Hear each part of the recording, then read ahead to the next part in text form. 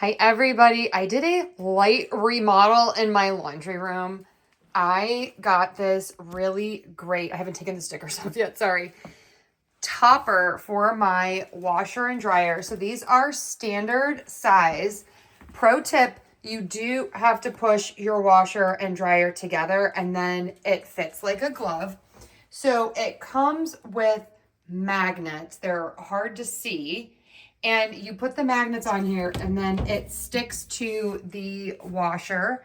You have two shelves and I think it looks so pretty. Pro tip, the directions on this are terrible.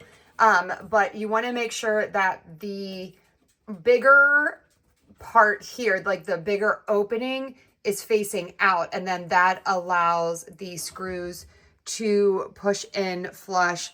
But wow, did this just make my laundry room look so much neater and so much nicer. I am absolutely loving this. I know I got some mixed reviews. I'm not quite sure why, but it fits perfectly. Absolutely love it. So the links are below. Check this one out.